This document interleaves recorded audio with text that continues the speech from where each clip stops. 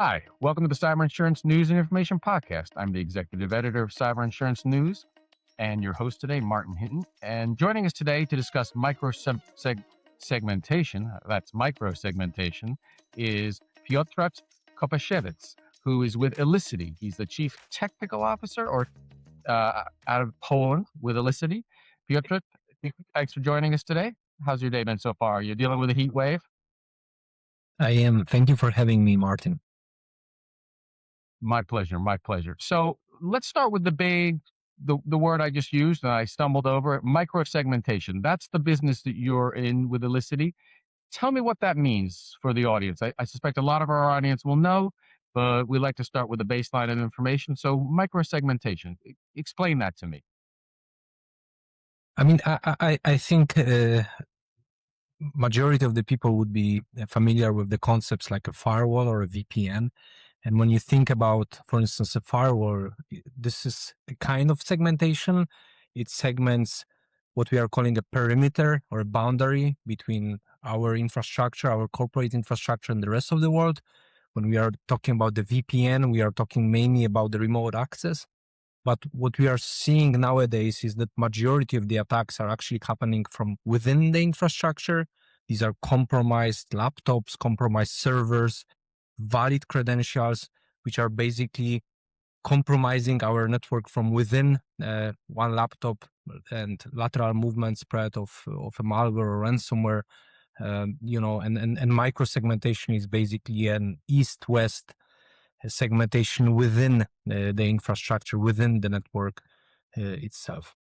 So you in the past, securing the whole house was required, and now within the house, you need to secure each room individually, so a malicious actor can't move from room to room. Is that sort of a simplified way to think about it? 100%. Yes, it's a great analogy. So what's really, really interesting, and we can't get away from this, is Poland is very close to Russia, and a lot of the places you work with are in critical infrastructure of some kind. So I wonder whether you might take us into how this impacts the work you're doing these days. You mean the situation here in Poland, right? In the Yes, context of. correct, yes. So I think from where I sit, from Poland's perspective, the cyber warfare is not theoretical anymore. It's very much our day-to-day life. Um, what we are hearing, especially covered in the Western media, I mean, there are this hypothetical situation of the cyber or hybrid warfare, and what we are seeing is basically this our day-to-day life. The way it impacts our life and the society here is there's obviously we had, as you mentioned, already an attacks on the critical infrastructure. The hospitals were impacted, the water facilities were impacted, which obviously impacted the life of the regular citizens. There is a huge campaign done by the government as well as just some cyber activists in terms of just an education, similarly to what's happening nowadays in the enterprise. In the enterprise environments, it's basically education. Don't open random files. Use multi-factor authentication. Back to the basics. But moved from the classical enterprise environment into just day-to-day life of people. So either even my grandma, and she's 85, she has some understanding of what to open on or what not to open on her PC, which is actually amazing to see. It is. And do you put that down to education that's being driven by the geographical proximity of this threat and how dynamic it is? Because I did an interview recently, and one of the things that the person talked about was water and critical infrastructure. You forget how vital that is. And you could talk about turning the lights off and that sort of thing, but particularly given the heat wave you're going through, access to clean water is vital. It's evidence of, attacking, I guess, civilian infrastructure. Is that the right way to put it? Is that one of the reasons it's become something that, allows everyone from, say, your grandmother on down age-wise to recognize this concern and then act appropriately and educate themselves? I think so. I mean, don't get me wrong. I think there's still plenty of work that we need to do. I think there's more and more attention put into what we are classically calling what's typically called the critical infrastructure. When we are talking about water facilities, electricity, electric plants, etc. But what I think we are still learning is, like, for instance, the telecommunication or just the internet providers, some of the local internet providers. Very often here in Poland, you will have, frankly speaking, this garage internet service provider, just a bunch of individuals who are sharing the internet with their neighbors, right? And should you consider it critical infrastructure? Can we imagine nowadays life without an internet and the connectivity, right? So what I think is still, I mean, there's still obviously plenty to be done on many fronts, but I think just the realization that critical infrastructure is broader than what typically we used to call critical infrastructure. And I'm talking here very much about the telecommunication and just the internet, right? We cannot live without internet. It's very difficult to even travel without the proper connectivity. So yeah, there's still plenty of work in front of us. No, I mean, I think you're right. I think it underscores a sort of fragility of our existence digitally. Even if you're traveling, say, in the States and you hit an area with poor cell phone coverage, or we had a Verizon technical outage recently. And, the joke I made in the wake of that, and I've made to this day, is if you work at a company and you don't think the internet and technology matters, have everyone put their phone in their desk and they can't use it for 24 hours and see how things go. It's an enormous problem. One of the things that we in the States hear a lot about is Russia, but you're in Poland. Is there anything that doesn't get reported as far as you can see out in the sort of media in our part of the world, or west of you, I guess, to put it in geographical terms, that is important for people to know? I think, I mean, when I'm traveling to United States, one thing that I realize is that the cyber warfare, and for instance, Polish hospitals or water facilities, or being impacted by the threat actors, by Russia, it seems remote, and it seems like, hey, these are guys in Poland, maybe they didn't protect their infrastructure well enough, right? And I have this sense of the problem being very much remote, because it is geographically, it's very far away. There's an ocean in between, but the IP packets travel through the ocean every day at high volume. And I think this one realization that I do have when I'm in United States or in other countries is that and I know for a fact that actually our infrastructure is, for most, it's really well protected. I know some of the individuals that are working there, so I know that this is not an amateur team that is protecting the infrastructure.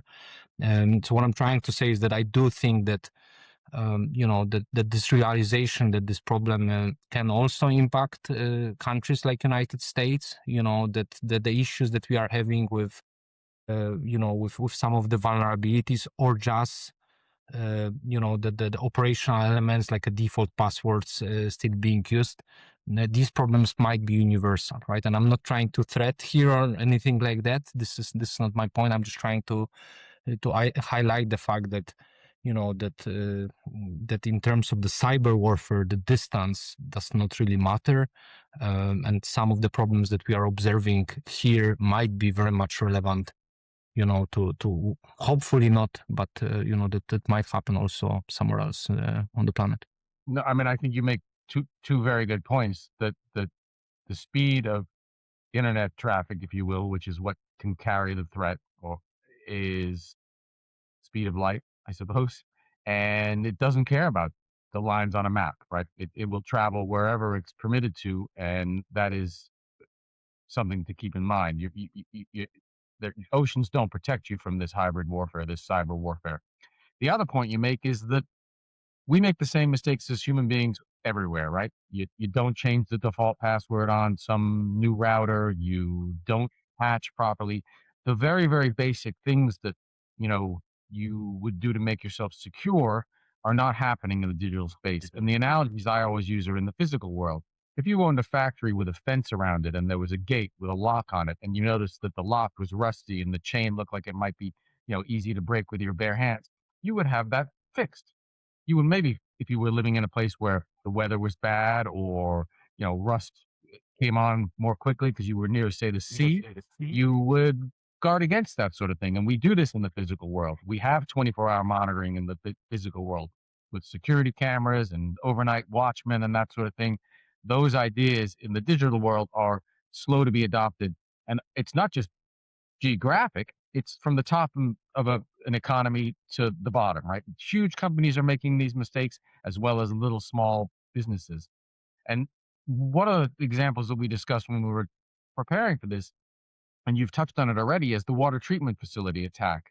And it's a striking example because it wasn't a sophisticated attack and it did involve a default password. And I wonder whether you could take me into that example where you think about something that would be obvious to protect with every means necessary. And I suspect there are probably guards and you have to pass an ID check to get into the building. But that security didn't reflect in the digital space. Do I have that right? Take me through that scenario and how it all unfolded and how they were able to gain access. Yeah, I mean, the water treatment attack example that you are mentioning, I mean, it's almost difficult to call it an attack, right? Because it was just an exploitation of default passwords or default credentials set on the firewall that allowed, the attackers to go through. Yeah, I mean, yeah, it's not even a vulnerability, right? And to your, I'm trying to find an analogy to the guards in the physical world, but what I know for the fact, and unfortunately, this is the case. This is the case in some of the systems that we do have the IT is the shared resource. You will have an individual who is, for instance, responsible for multiple facilities, multiple schools, multiple hospitals. Very often it's one or two individuals who are basically carrying everything related to IT, from connecting the printer to configuring the firewall and, managing Active Directory. I know because, more than 20 years ago, I was one of these, IT specialists, basically a man of multiple talents, right? But and if you are having so broad, you know, plethora of, I mean, if there are so many different tasks that you should do, right? Just forgetting to reset or set the password on the firewall might happen, right? And it's just again the lack of enough resources allocated. It's basically an operational problem, not even a technology problem. But I am optimistic. Actually, in this regards, I think this is a fantastic place where actually artificial intelligence can help us, can do such monitoring for us, and find places with default passwords, for instance, before the attackers do. So, I mean, you're talking routine maintenance, right? One of the things that I'm a huge fan of is the reminder that much of what we do as biological creatures is maintenance, right? We have to sleep every day, eat every day, drink water every day. We have to take care of our personal hygiene every day, brush our teeth. All these things are, what become burdensome. You need to go shopping for groceries. You need to take your car to get the oil changed. All these things we call chores in America. They're the daily mundane tasks, but they're the things that make all the things we really want to do go smoothly. And there's nothing. The problem, as you note, is that there's not a lot of sexy in changing default passwords and making sure things are patched. You you you said when we spoke initially that and you touched on this, sort of the perception of Poland, the phrase cyber militia, and that culture in Poland. And I wonder whether you might tell me a little more about that element of the situation there. Yeah, I mean, Yeah, so we have this concept in Poland, which is called cyber religion. It's basically a government founded, project. It's actually, I mean, I would be careful calling it cyber militia because it's not about random people hacking into, I don't know, Russian systems. It's actually very well organized, structured system with processes, etc., where just regular citizens who are having an experience and talent in cybersecurity can actually, apply this talent, apply their skills in a structured way, in the way that are that are maybe a little bit more organized than just bunch of people trying to hack a remote state. Um, and yeah, I think it's a great way to, for the regular citizens just to kind of give back and contribute. Because as I mentioned, it's not hypothetical. Here, we are continuously under an attack.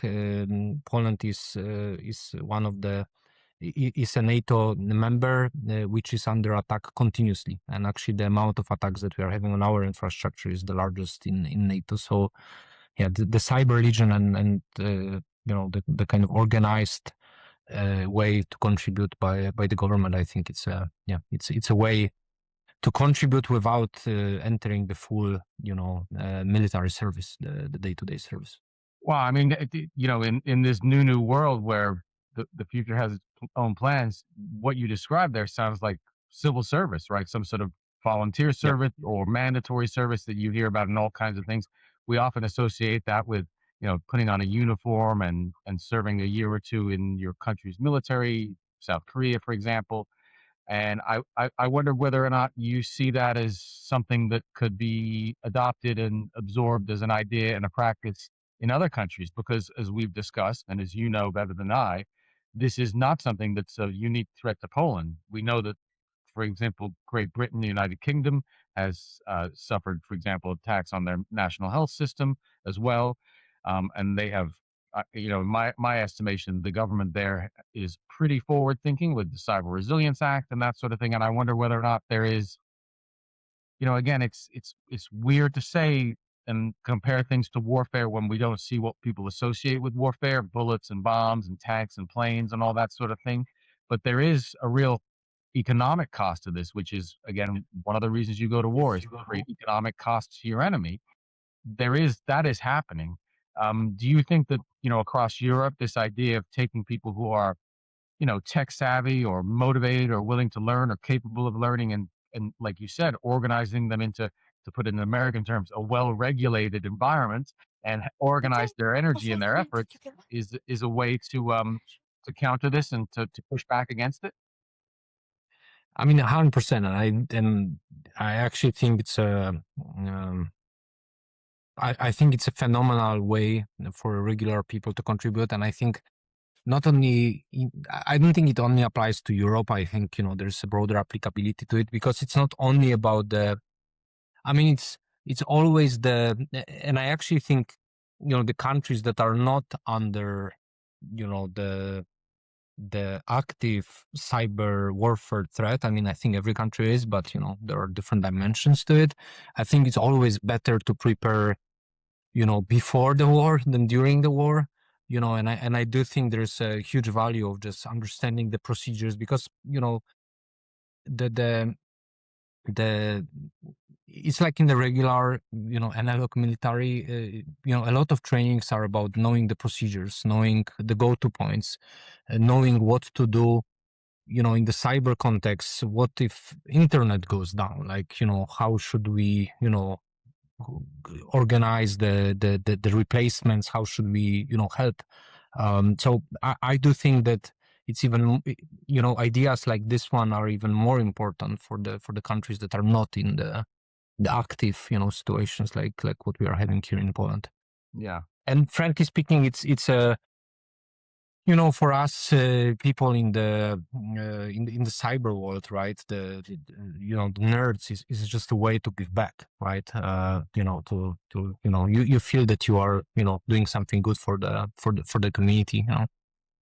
Yeah, well, you make it. You touched on a couple of things. That sort of brings me to the next point I wanted to make. Is we discussed AI, And the case you made, if I have it correctly, is it hasn't really invented a new attack technique, sort of dynamic just yet, as much as it's lowered the entry point for someone who wants to be an attacker. And I wonder whether you might tell me about how AI might fit into this, or how it impacts things as you see them now, and what you anticipate going forward. Yeah, I mean, it is happening extremely fast, right? Like, a few years ago, the attackers, very often they were sophisticated developers, sophisticated coders who knew exactly, the techniques. They knew what Stack Overflow is, or the buffer overflow, and etc. etc. I don't think this is needed anymore, right? That the in the past there was this I think we were calling people who didn't really know how to code, but who were using already existing exploits as script kiddies. It was almost like a negative phrase. And it feels like this AI allows everyone kind of to be a script kiddie nowadays, right? Like, you don't need to understand, really deeply the system that you are looking for the vulnerability in. You don't need to understand the programming language. And once you are in, uh, once you have, for instance, an access to the database that you didn't know before, it's still, it was almost like security by obscurity. You really needed to understand what you are looking at, what data you are looking at, to even, extract some of the sensitive information. And nowadays you just have this huge force multiplier, in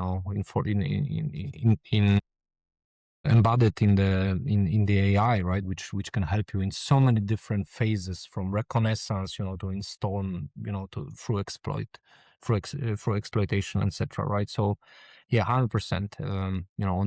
On the negative side of the things, I unfortunately think an AI is a huge force multiplier, but fortunately it works also in a similar symmetric way for us, the defenders, right?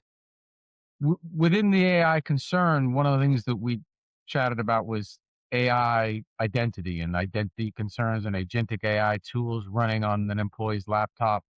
It's something we've talked a lot about, and I just did a big podcast about cyber insurance and agentic AI. Like, if the agent makes a mistake, whose fault is it? So I'll tell you my experience with agentic AI. Halal. I was due to fly to Ireland, and my flight was canceled, and I was at the airport already, and they said, "Oh, we're going to rebook you," and I left, and I got an email saying, "Hey, we've rebooked you on the same flight. It's 24 hours later. Boom, done." So I'm relaxed the next day. My flight's not till the evening. And then around 3 o'clock, I thought, "Oh, you know what? I'll go on the airline app and download my boarding pass and, make sure everything's okay." I do that, and I see that I'm booked on a much earlier flight, a flight that's so much earlier, I'm not going to make it to the airport. So I call the airline as I rush out the door and have a panic. And lo and behold, get someone on the phone, and they say, "Oh, well, AI sends the emails. That's not our fault." And the obvious response was, "Well, I mean, what do you mean? Whose fault is it? And what can you put me on that flight anyway?" So there's a very small and low cost impact of AI agents, and I wonder whether you might tell me a little bit about how you see that scaling to bigger things and real issues. Yeah, I mean, I hope you made your flight at the end of the day. I did. um, I mean, I think we actually had this discussion here at Elicity, since we are using, we are using AI to help us with some of the presentations, right? Like just creating PowerPoints, etc. And I remember James, our CEO, said, "Look, guys, I know we are using AI to help us build the slides, but you still own the content. You still own the every single number that it's on there. I don't want to hear an excuse, saying that this was AI generated, right? I think this is the right approach." And yeah, and I think, when we are using AI, to do whatever on our behalf, yeah, we still should be responsible for this. But there is also another kind of side of, I mean, there's an AI which might act on our behalf, in, in kind of not expected way, or sometimes even malicious way. And I think also, because we are talking about cybersecurity here, it is important to limit what this agent can do, what the identity that the AI is using can actually do, right? When we are having agent building the PowerPoint presentation, this agent probably does not need to have access to, all my different, personal files or very much confidential company's data, right? It should only have access to, the small amount of data that I needed to perform the task. And frankly speaking, I think there's still huge amount of work that we, the industry, need to do, to build these identity systems that will allow us to, to pin the agents to do only what we want them to do. But on the responsibility side, I 100% agree that, it's not an excuse. It shouldn't be an excuse, that AI did it. I mean, I completely agree. I mean, I think that if you were a builder or you were working on someone's house and you used a tool and it broke something, you wouldn't blame the tool, right? Like that would be that would be, no one would take you seriously. What do you mean the hammer broke the window? The hammer was in your hand. What are you talking about? I know that's an overly simplified example, but it is one where we meter some of what we expect out of our ability to turn work over to something and then be able to point a finger at it and say, oh, well, it's the thing that's responsible. You touched on your company's use of AI, and one of the things we know is that when we prohibit things, particularly in a competitive sort of free market business, a competitive business economy or environment, you create problems. And the examples I might use, and the phrase is shadow AI. And the idea that if an employee is told they're not allowed to use AI for this, but they're stressed or they're worried about finishing something, they might go outside of their company or use a personal device to put something in that they're having trouble understanding or completing or finishing or whatever it might be. And that creates a risk, a liability. I wonder whether you might give me your thoughts about how you govern that situation. You're obviously your CEO created a situation where, listen, you can use these tools, but you're responsible for the output. The outcome is still something you have to own. I think was a great word for it. But what advice would you have for a CISO out there who's looking for, there is a real complex trade-off here between taking advantage of these tools.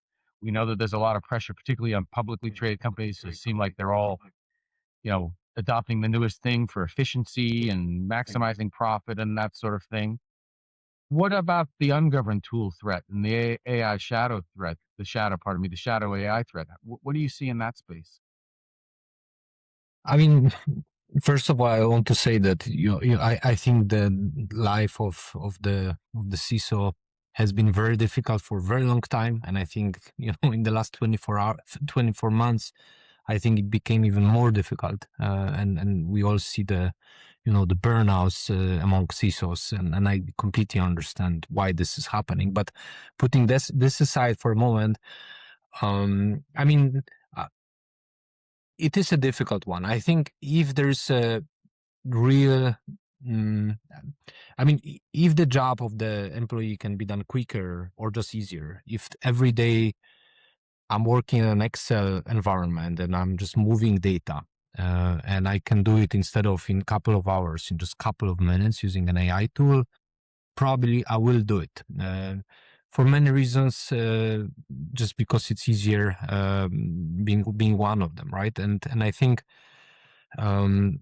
it's very difficult, if not impossible, not to allow employees, from doing that. I do believe, though, that there's just no turning back. I think especially for the employees who are doing like an office work, the responsible deployment of an AI is almost a must.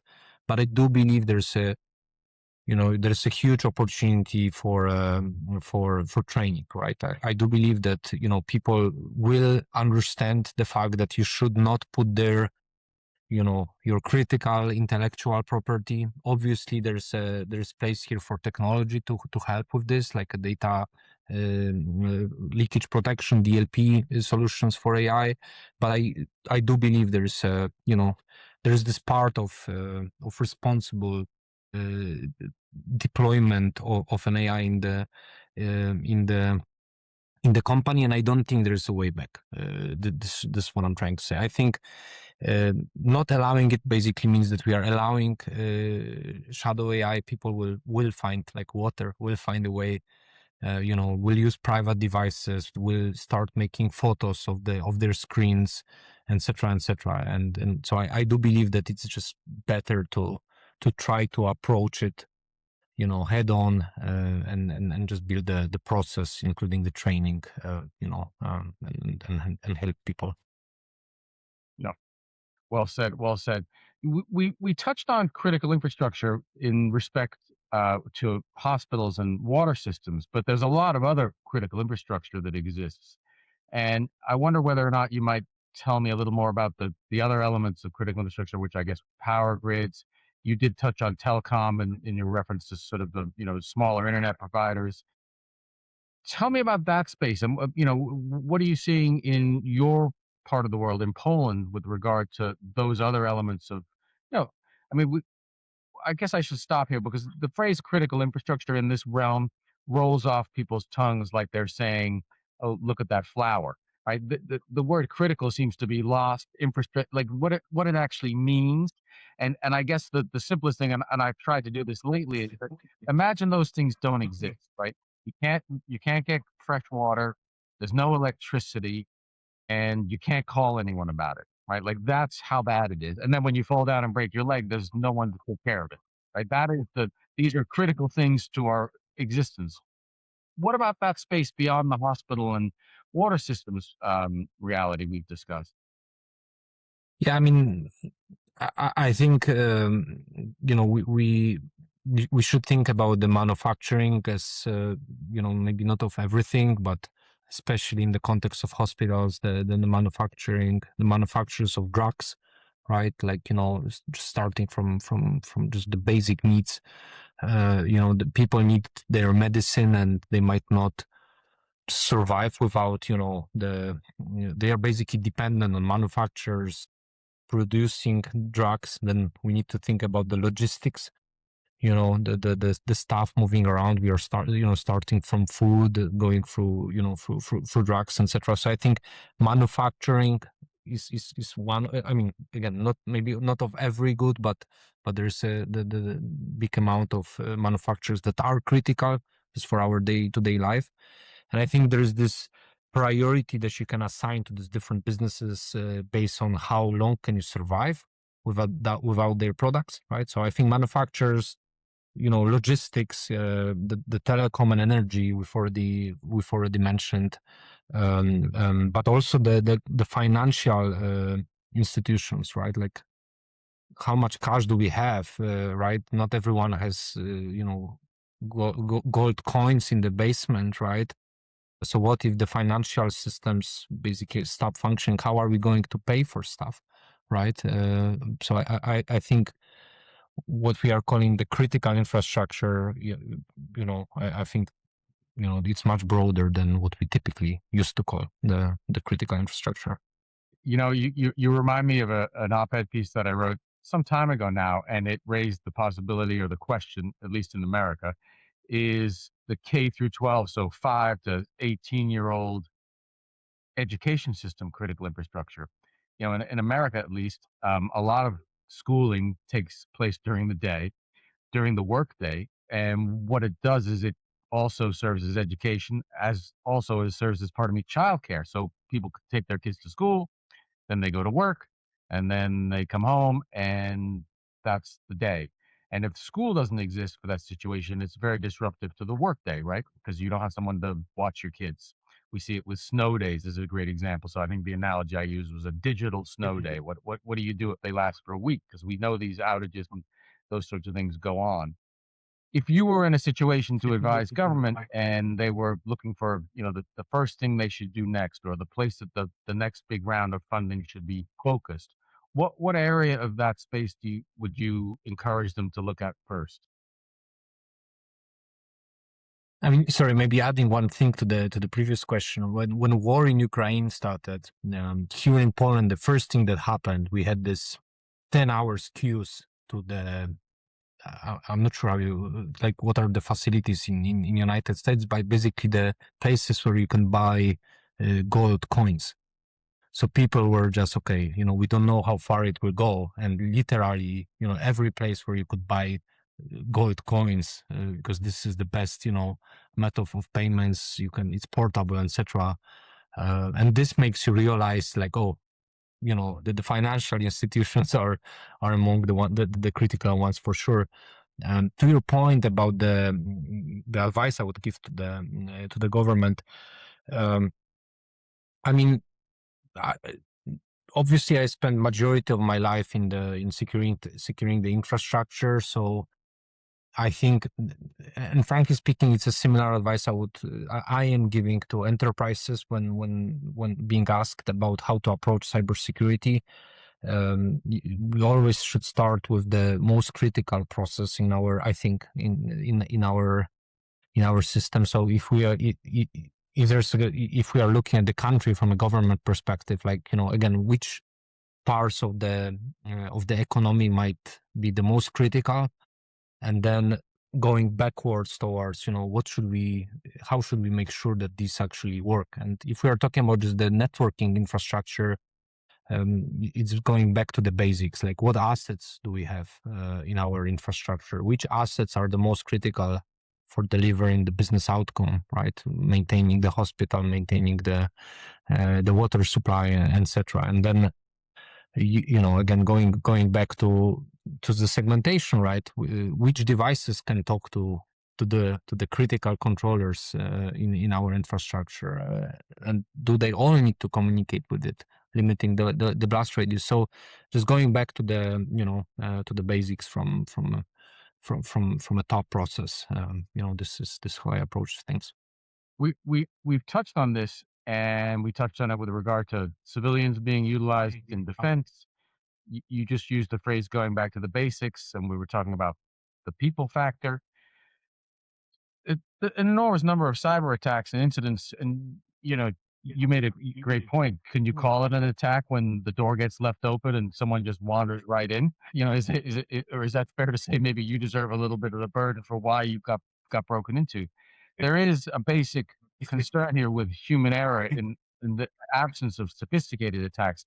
I think there's a perception that a lot of these attacks involve complex computer activity, and in fact, it's not that way at all. And I wonder whether or not in that context there's, any advice you might have about how what gets classified, and we've touched on this, is sort of the boring stuff, is still the hardest to get organizations to actually do. Like, everyone wants to, there's a, at least in America, right? That no one does something by taking things away. You always add, right? You do more, you don't do less to fix a problem. And that works for business because that means more means maybe buying a new service or buying a new piece of technology or buying and adding employees to a staff. So there's economic benefit there broadly. That unfortunately is only one way of fixing. Sometimes doing less is effective, but it's not in our nature as human beings generally to do that sort of thing. So I wonder in that context with human nature in mind, and the vast majority of cyber breaches typically come down to human error or some act that human could have changed without any real technical knowledge. What about that, the human factor, the basics? And then there's a real burnout associated with this where you get, teaching training and these seminars, and every 3 months you got to change your password. There's a like an app of maybe how important it is that's in the messaging, and I guess I'm curious whether you might tell me a little more about that from your perspective, uh, Poland. So starting with the human nature and the security, I think actually when you were asking the question, I was thinking about when you want to try and stay healthy, right?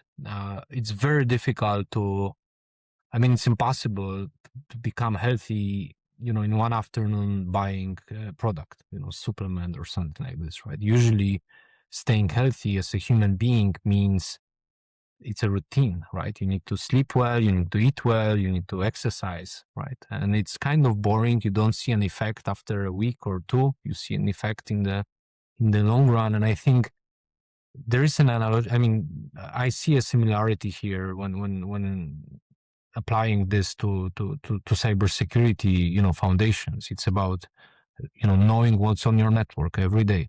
It's about knowing who logged in where every day, continuously, right? The vulnerability management, just the boring, the boring work, but it's similar. It's a to just staying healthy, right? It is sometimes boring, to run, every day for 45 minutes, right? But it is a necessity, and I see a lot of similarities here, and if you stop running or if you stop exercising for a couple of weeks, your health will degrade. And I think it's very much similar with cybersecurity. If you are not going to continuously monitor your systems, know what's on your network, if you're not going to check if your passwords are set, your security posture will degrade. And yeah, it's just a continuous routine thing, but I think this is the only way. I think here, though, we do have an AI that can help us. I don't think AI can help us, with running or eating well.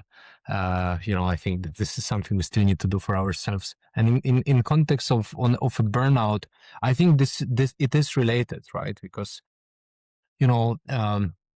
I think there's also an analogy. I remember when almost 20 years ago, I was kind of, I already mentioned it, I was responsible for an IT in a manufacturing company. When everything worked, people were asking, like, what is this guy doing? Right? And it felt kind of, you didn't feel important, right? Because, when infrastructure was up and running almost for the whole year long, nobody was coming to you and saying, Piotr, thank you. You're doing a great job. It was usually an opposite. When things went bad, then everyone suddenly realized who you were, right? And I think, the CISOs out there are having so difficult work because they need to prevent business disruption. They need to enable the business. Everyone is expecting from them that everything will be, secure. And yeah, I just think, if you don't have an active breach, people might not appreciate the security teams, and there's so much work that you are continuously doing that might not necessarily be rewarded. And I do believe, it might lead to the burnout, because it's not a fantastic achievements, that you are bringing every day to the business. It's very Yeah, much hard to measure. I mean, the CISO situation is one that I find fascinating. I mean, I'm a journalist, so my job is people and things and how people interact, and that dynamic on the sort of executive C-suite level is fascinating. I mean, do you think that? I mean, I think the average tenure of CISO is roughly 2.5 years in any given position, something like that, which is very, very brief in the context of that sort of level of responsibility. Do you think the burnout is a function of how complex the problem is from a technical point of view, or do you think it's born more of the human reality? And we see this where boards are disconnected from the CISO's concerns, and when they come to the CFO, it's always they need more money for something, and they're viewed as a cost center, not something that's protecting the business and creating stability and resilience in a, as we know, threatening dynamic sort of cyber attacks sort of landscape, regardless of the space you're in as a company. What is it? Is it just accumulation of all those things? I do think it is a accumulation of all those things, and I do believe that the human element, and just, I mean, I think the life of the CISOs and the way they approach their spending, coming to the board asking for another, hundreds of thousands of dollars for the firewalls. How do you quantify the risk? How do you explain it? How do you compete for the budget with the revenue generating projects, right? Because as you mentioned, right, this security might be considered as a cost, right, a cost center. And actually, we at Elisity and me as the CTO, I've spent plenty of times with CISO with CISOs who are frankly speaking just asking me like, hey, Piotr, we are 3 years into the project. How should I justify to my board the renewal? Right? Like, what are you guys bringing? And I've spent personally just the last couple of years thinking about the metric. Like, how should we, Elisity, justify our existence? I do believe there is a huge value in what we are providing, but how do we quantify it?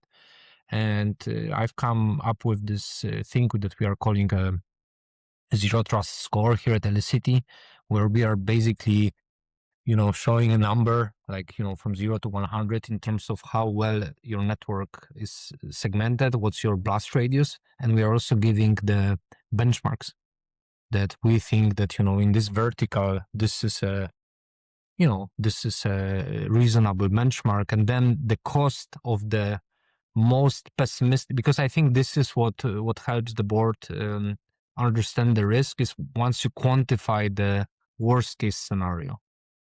Like, if this is your biggest blast radius or a zone in your network, you have 7,000 devices in it. 5,000 of these devices are, critical OT devices. If there's a malware here and it propagates 100% to the whole zone, we think that this is going to impact this and this process of your business, and you might try to quantify it, right? So then it's it's much easier for the board to make a decision, in terms of like, is this worth an investment, yes or no?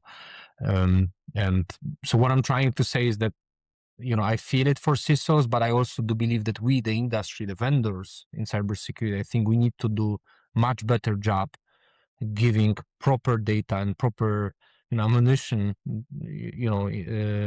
CISOs, so they can defend what we believe is right, what we know is the right decision, right? But how to show it to the people who are not living and breathing cybersecurity every day. So that's a natural transition into the cyber insurance part of this, where the business that Elicity is in, despite our broad ranging conversation to this point, is the micro-segmentation. When you're dealing with companies, where does cyber insurance and the impact from a financial point of view that having it, the controls they can exhibit, whether it's micro-segmentation or anything else, impact their policies and their renewals and what they're paying? Tell me about the cyber insurance element of this from your point of view. Yeah, I mean, so obviously the segmentation allows our customers to have lower premiums, in terms of the cyber insurance. I myself, I think, there's sometimes a challenge. Some folks are challenging me, saying, "Hey, what if the customer wants to use solutions like Elicity, that they want to introduce microsegmentation only to reduce their premiums, right? What do you think about it?" And frankly speaking, I think, whatever is the reason for people to just increase their security posture, I think, I think this is I look at this as a positive. The underwriter might look at this as a, risk reduction. The CFO might call it it's a business continuity investment. Like, there are different people who are calling,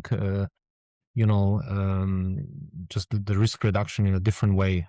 But at the end of the day, I look at this as a positive, and for sure because objectively, reducing the blast radius reduces your risk to the business impact by a threat actor. So I think it's a right way forward. Is microsegmentation something that is appropriate for, say, a mid-sized company? I mean, where does the line draw? One of the phrases I've heard recently is the cyber poverty line, and it was in the context of American small businesses, and that a lot of small businesses and even medium-sized businesses, they don't have a CISO, they don't have, they're still coalescing the IT and cybersecurity roles in the mind of, say, the board, one task, one responsibility, when there's real differentiation between what an IT sort of environment means and what cybersecurity means.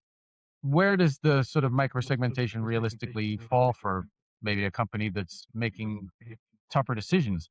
then there's also, in that context, at least in the States, we've got companies that have a SEC compliance where mandatory reporting of cyber breaches has to occur. So there's a lot more at stake. So their budgets are maybe millions and hundreds of even millions of dollars, even at some very large financial institutions.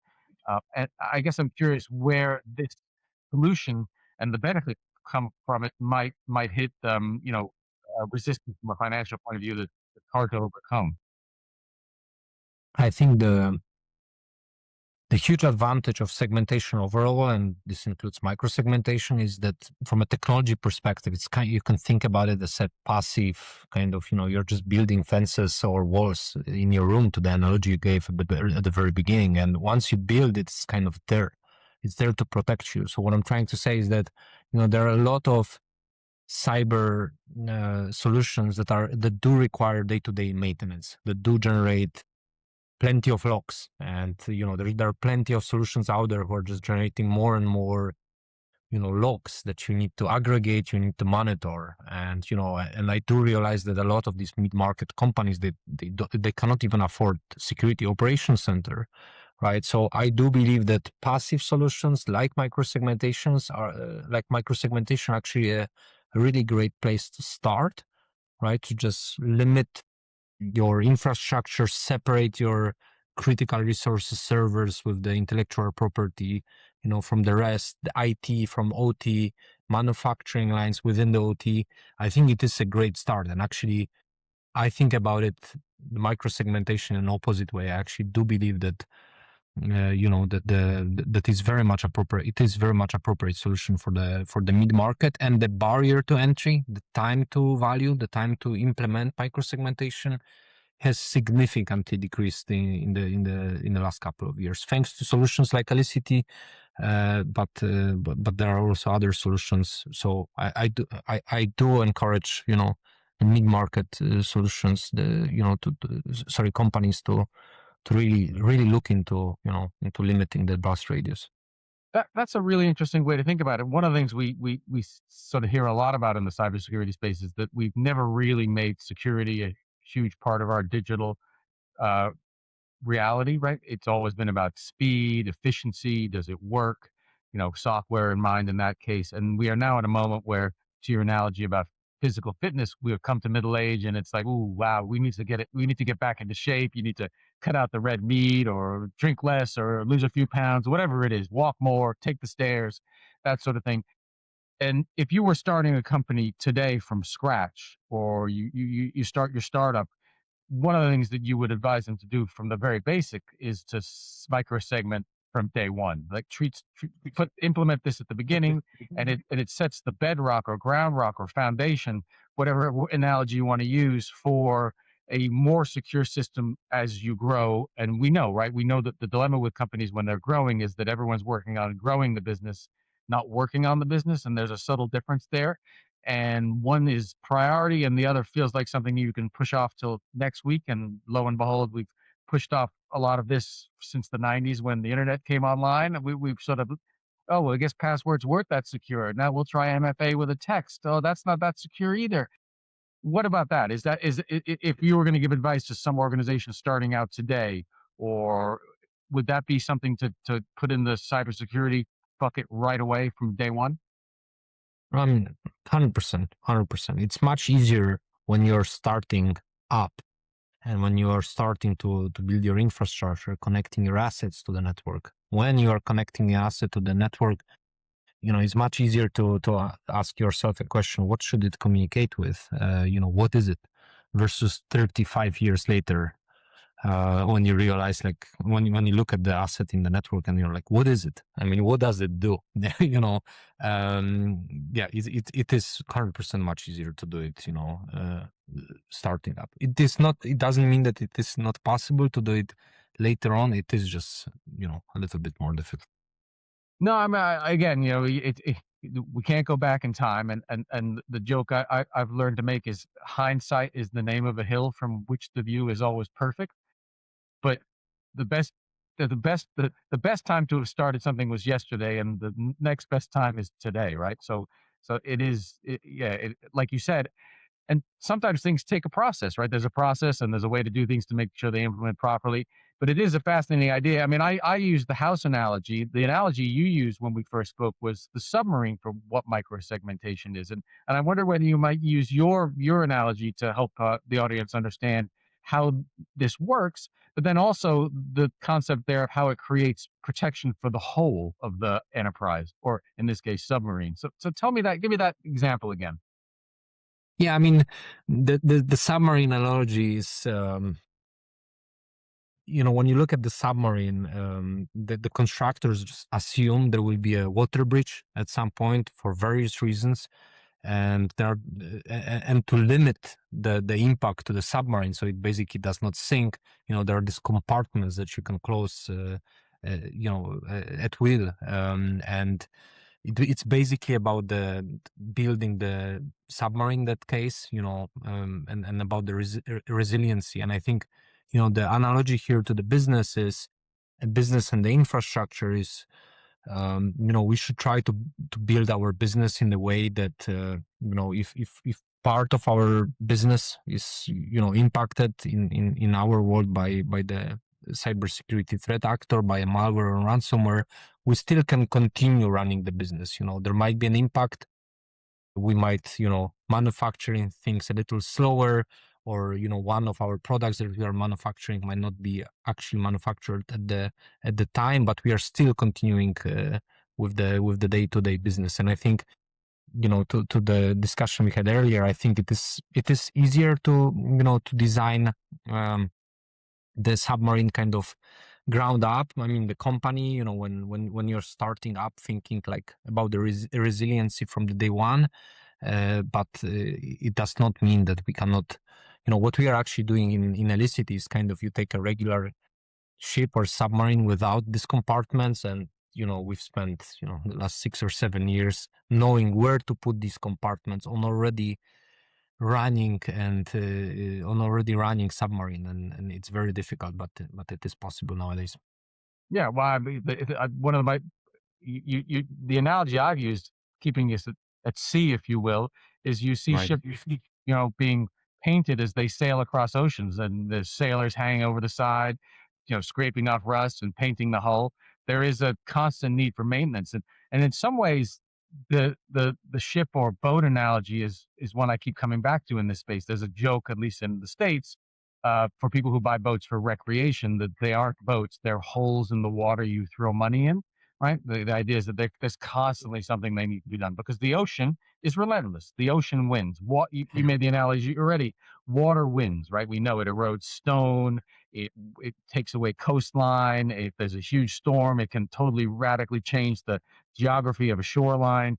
And in some respects, the cyber threat is this 24-hour day, can come in the middle of the night, can come in the middle of the morning, in the middle of the day, relentless pressure that you have to accept the reality of, like Sisyphus, and you just have to keep holding that rock up and moving it up the hill. That's the situation we're in. It doesn't mean it's impossible, and it doesn't mean it shouldn't be undertaken. But don't underestimate the threat, because if you do, you're going to wind up in a potentially very, very difficult situation as a company or an individual. I mean, I don't know if that's overstating it. What do you think? I mean, 100%. I think cyber threat is not something anyone can ignore nowadays. I want to say that, in the maybe not that rosy picture that you have painted, I need to say that, after spending almost 2 decades in cybersecurity, I need to say that there are plenty of positives. There are great people that I've met on the defense side of things, very often, like-minded, with just fantastic, values as humans. And at the end of the day, yeah, I think, just what I'm trying to say is, I do believe that cybersecurity is a team sport. Uh, you know, uh, we are all seeing even the largest competitors out there who are working collectively in the cyber warfare, right? Amazon will work collectively with eBay, or with Google. Even though they are competing on the cloud side of things, they will work collectively against the threat actors out there. So Yeah, what I'm just trying to say is that it is a hard job, and we cannot ignore the cyber threat, but we should work, collectively as a team. It's a team sport, and there's also some fun in this. Yeah. So it's a total aside, and we're about an hour, so we're going to wrap it shortly. But I've been a journalist for over 30 years, and I've had the privilege of traveling and working in all kinds of different spaces and sectors and industries. And I've been working on this journalism in this space, cyber insurance and cybersecurity, for about 3 years now. And there's a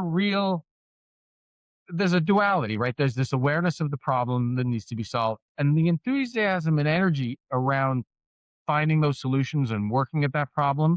And again, it's, people are seeing a problem, they're thinking, oh, I can create a company or a product that'll make money to solve that problem. And there is really, really, it's like pleasant to be around. Like there's optimism, not misguided optimism, not foolish optimism, but like, you know what, we can get this. We're not alone in this. And then the other thing is when you go to these sort of conventions that I attend, there is that sense of camaraderie. Like there's, we're trying to sell the same product to the same people, but if any of us don't figure this problem out, and we're not selling anything to anyone, no matter who we are or how good our product is. So it's kind of a fascinating and interesting dynamic. And as I touched on, people and the way they behave, it's nice to be around, frankly. And I just wanted to say that because I second your take about it. It really is. So we've been talking about an hour. Is there anything we didn't get to that you'd like to say some more about? Excuse me, that you'd like to say more about, or anything we didn't get to you'd like to say something about? No, I actually think I think we covered everything that I would cover. Thank you. No, my pleasure. So I'm going to ask one last question. For a non-technical executive listening to this, a CFO or maybe a general counsel who thinks cybersecurity is just an IT thing, what's one idea you want them to walk away with or ask their CISO about or raise with the board? What's one topic that you think they should make sure that they understand and have their head around today? I think what's the most pessimistic scenario for, if we are being attacked? Like, I think this the conversation that I always encourage people, the boards, to have. It's very difficult conversation, but the most pessimistic one. And how are you it doesn't need to be technical conversation, but very often you are seeing a company saying, hey, or I ask this question, like, what's the worst case that can happen for you? Hey, if we lose this ERP system, we are dead. There's nothing we can do ever. The company is shut. I'm like, okay, so what are you doing now to protect it? And now you can go back, to backups, to disaster recovery, etc. But just having a conversation. I don't know if this is exactly, what you are asking for, but yeah, this what I'm saying to non-technical executives. Yeah, no, I listen. I think that's it's a great idea. What's the worst thing that you could wake up to on a Monday morning, and are you ready to deal with that? Is from a cyber or digital point of view, given that all companies are in the cyber digital space, is a really good one. I mean, the joke you hear is you come in Monday morning and every computer screen's blue and you can't do anything. Can't send any bills, you can't receive any payments, you can't communicate with anyone. How does that day unfold, and where do you go from there? Is a good question. And then that gets into incident response and all sorts of things that open up the question of, are we ready to deal with the worst case scenario? I mean, then you can go backwards, right? You can say, okay, if all of my computers are having a blue screen, even if at least I had one, I can then email my suppliers or something. So maybe start with this one. But what I've noticed is just asking the question, and then I'm just, okay, let's visualize this case. Like, what happens? And then you can, I mean, it opens the understanding of, how important is digital systems. We talked about critical infrastructure, but then what's critical infrastructure in your company? Like, which server, which device, which application, and then I think, this sparks an imagination, and you can go backwards to like, what's then the, the defense measure? What's the control system to address this? Well said. Well said. Well, I don't have anything else. I'll just give you one last chance. Is there anything else from you? I'm good. Thank you, Martin. All right. Piotr Kupisiewicz, the CTO with Elisity. I hope I got that correct. Thank you so much for your time, Piotr. It was really, really interesting, and I hope the heat wave breaks soon. And again, thank you for your time. We just discussed a few things. Will be links in the show notes for the audience. If you've got a question, you can leave a comment and we'll get an answer, or we'll get back to Piotr and we'll see what he has to say. But thanks very much again.